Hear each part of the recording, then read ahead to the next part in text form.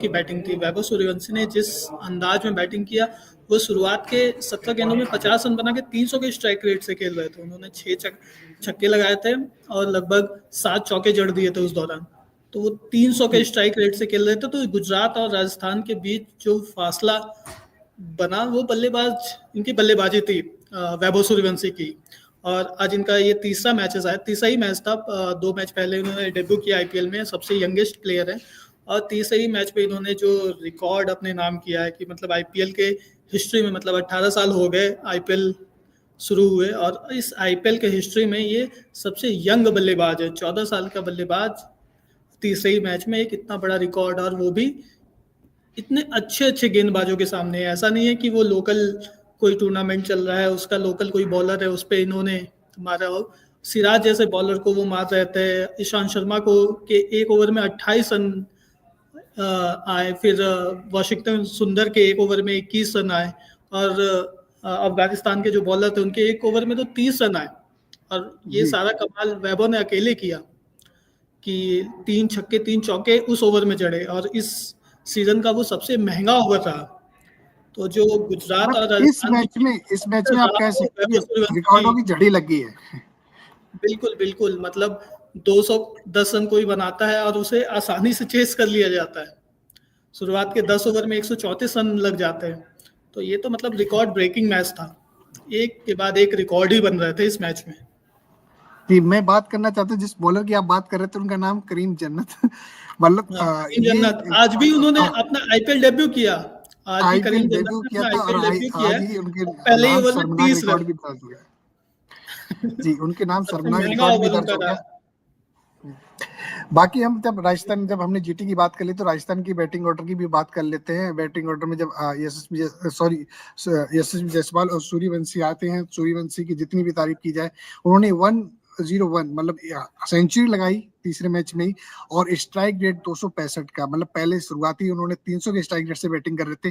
धीरे धीरे उन्होंने एक्चुअल बाउंड्री तो लगा रहे थे, लेकिन अगर वो आउट ना होते, नॉट आउट भी जाते, तो ये 300 के स्ट्राइक रेट मुझे लगता है कम भी नहीं होता।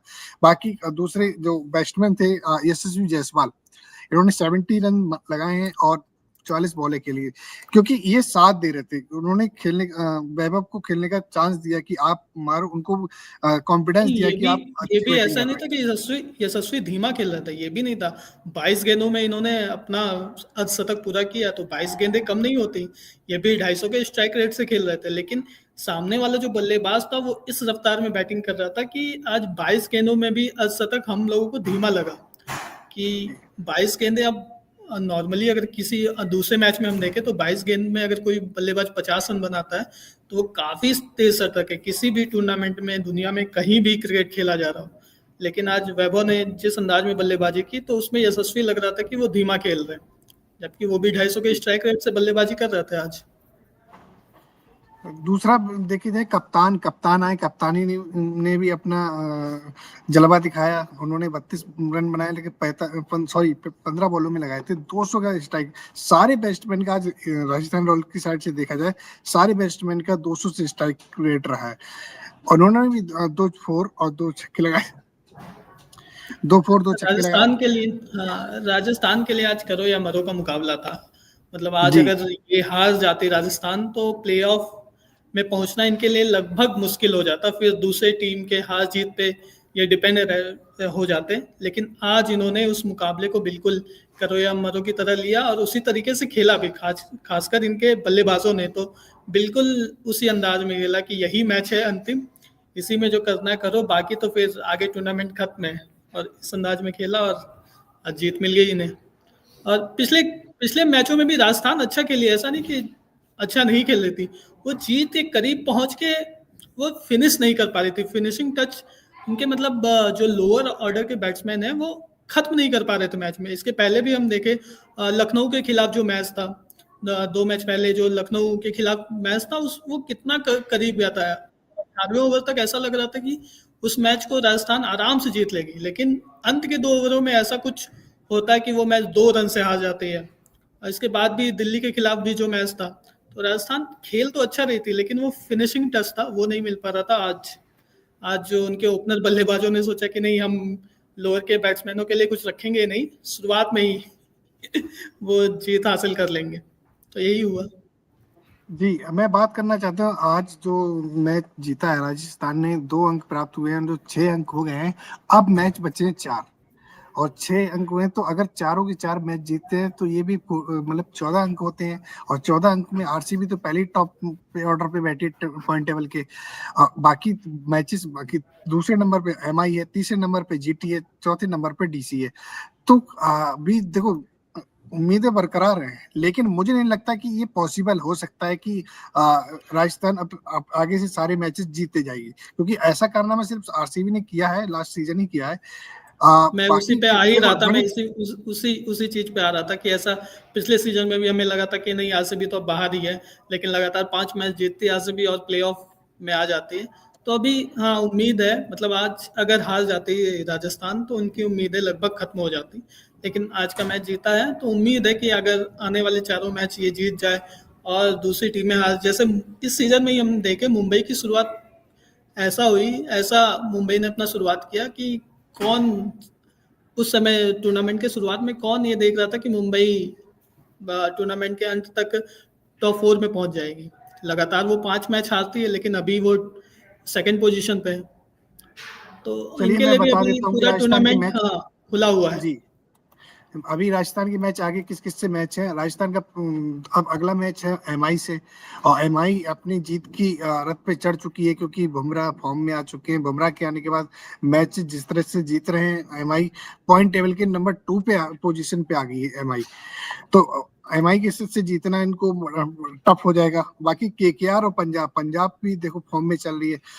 सीएसके का मैच मैं कह सकता हूँ कि सीएसके के साथ, क्योंकि सीएसके का बैटिंग ऑर्डर है ना बहुत फ्लॉप हो चुका है, बैटिंग साथ नहीं दे रही है, कप्तान के बलबूते सारे मैच जीत नहीं सकते, तो वहां पर सीएसके के साथ तो मैच जीत सकते हैं, लेकिन मुझे 2 मैच में थोड़ा घंटी की सीएसके खगड़ी का तो घंटी बज रही है। सीएसके साथ तो ऐसा हो गया है, सीएसके इस टूर्नामेंट में इस तरीके से हो गई है कि उसके खिलाफ जो भी टीम खेल रही है तो वो उसको 2 अंक फ्री में दे दे रही है कि आइए आप हमसे खेलिए और 2 अंक लेके जाइए। सीएसके का हाल इस टूर्नामेंट में लगभग ऐसा ही चल रहा है, और मुझे नहीं लगता कि सीएसके के भी शायद 4 ही मैच अभी बचे हैं और उन 4 मैच में भी सीएसके बहुत बड़ा कमाल कर पाएगी, ऐसा तो बिल्कुल लग नहीं रहा है। तो सीएसके का हाल तो बेहाल ही है इस सीजन में। जी मुझे भी लग रहा है सीएसके का हाल बेहाल है, क्योंकि सीएसके जितने मैचेस अभी शुरुआत में जब से हारने का जब सिलसिला शुरू हुआ था, तो मैच लगातार हारती आ रही है, कोई भी मैच जीतने का नाम ही नहीं है। बस लखनऊ से एक मैच जीते थे, मुझे लगता है वो भी ऋषभ पंत ने गुरु दक्षिणा देके कप्तान महेंद्र सिंह धोनी को सौंप दिया कि आपकी मेरी साइड से गुरु दक्षिणा होगी। लेकिन सीएसके का जो वो विजय भी एक रथ तुक्का लग गया था, जी वो रुक गया है। सीएसके का तुक्का लेकिन लग गया अब था, वो नेक्स्ट सीजन की तैयारी जीत कर रही गए। है। अब बात की जाए राजस्थान की, कि जिस तरह की आज बैटिंग की है वैभव सूर्यवंशी ने, कमाल की मतलब क्या बैटिंग की है। मैं ना फैन हो गया इस प्लेयर का, कि 14 साल की उम्र में कमेंटेटर बार बार कह रहे थे कि 14 साल के लड़के ने कि भाई अच्छा, क्या अभी बैटिंग कर रहा है। वैभव सूर्यवंशी की बात चल रही है तो मुझे एक सीन याद आ रहा है कि पहला मैच था, डेब्यू मैच वैभव सूर्यवंशी का, और वैभव सूर्यवंशी उस मैच में डेब्यू करते पहले ही बॉल पे छक्का मारते हैं, उस छोटी पारी खेलते हैं, लेकिन अंत में वो आउट हो जाते हैं, स्टंपिंग हो जाता है, उनको यकीन नहीं था कि मैं आउट हो गया हूँ, लेकिन थर्ड अंपायर को रिव्यू जाता है और वो आउट हो जाते हैं। तो जब वो लौट रहते हैं क्रीज से पवेलियन की ओर, जब लौट रहे थे तो वो थोड़ा इमोशनल हो गए थे कि मैं अच्छा जी खेल रहा था, मैं अर्धशतक लगा सकता था या शतक लगा सकता था। तो वो पहला मैच और आज का मैच, आज का आपने मैच देखा होगा तो आपको सीन है कि याद होगा कि जब वो शतक लगा के आउट होके आते हैं तो सारे बल्लेबाज खुश होके आते हैं, और सारे खिलाड़ी जो भी गुजरात के भी जो भी खिलाड़ी होते हैं वो उन्हें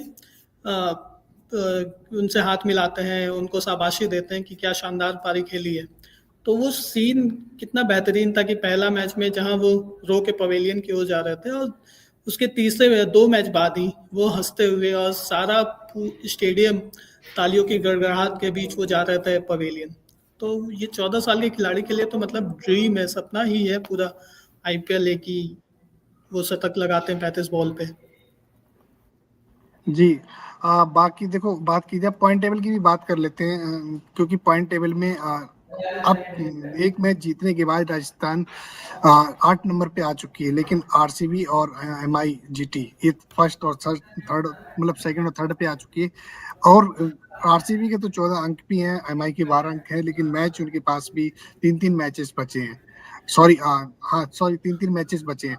तो मतलब क्या कह सकते हैं कि राजस्थान का कुछ भी अभी चांस हो सकता है, क्योंकि अब के सॉरी इनफॉर्म जो कप्तान थे संजू सैमसन, वो भी इंजर्ड हो चुके हैं, वो भी बाहर हो चुके हैं, तो उनकी कमी खलेगी क्या राजस्थान को? राजस्थान राजस्थान और चेन्नई के साथ यही एक दिक्कत थी कि उनकी टीम तो ठीक थी, मतलब राजस्थान की टीम अच्छे थे, अच्छे बॉलर थे, अच्छे बैट्समैन है, यशस्वी जायसवाल जैसे बैट्समैन है, आज वैभव सूर्यवंशी हमने देख ही लिया कि वो क्या कर सकते हैं। लेकिन उनके साथ जो दिक्कत थी, उनका कप्तान ही डिसाइड नहीं था कि उनके टीम को लीड कौन करेगा।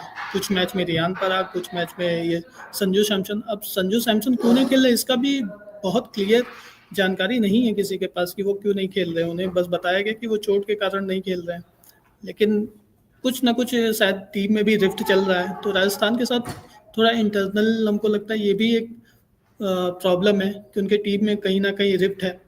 और कप्तान जो संजू सैमसन, तो टूर्नामेंट से शुरू होने से पहले तो सिर्फ एक ही कप्तान था इनका, लेकिन टूर्नामेंट अब जब आधे से अधिक का सफर तय कर चुका, तब यहाँ पे 2-2 कप्तान हो रहे हैं। अभी भी नहीं क्लियर है कि अगले 4 मैच में कौन कप्तान होगा।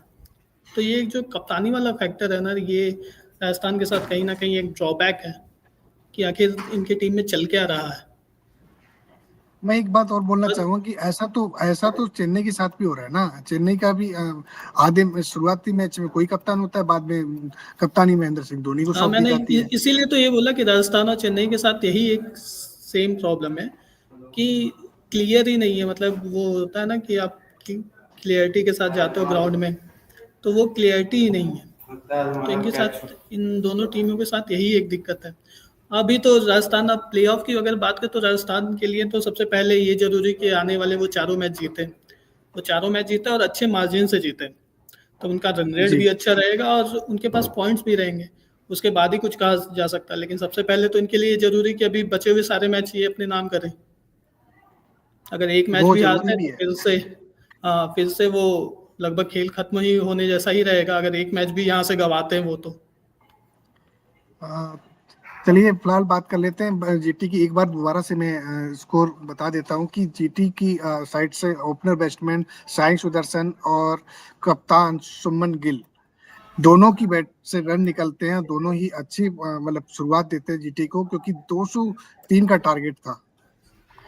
लेकिन तब भी राजस्थान ने ऐसे चेज कर लिया, सॉरी 209 का टारगेट था, ऐसे चेज कर लिया कि अगर 250 भी रन होते तो आराम से बना लेते राजस्थान, क्योंकि वो योगदान सबसे ज्यादा मैं मानूंगा कि देखो दोनों ओपनर बैट्समैन अच्छी विस्फोटक बल्लेबाजी की है दोनों ने।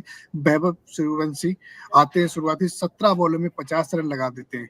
बाकी 22 बॉलर में भी यशस्वी जायसवाल वो 50 रन लगा देते हैं। दोनों की शुरुआत तो अच्छी होती है, लेकिन जब 2-4 ओवर निकल जाते हैं तो वैभव सूर्यवंशी दूसरे अलग ही गेयर में नजर आते हैं कि 300 का स्ट्राइक रेट से बैटिंग कर रहा था अगला बंदा।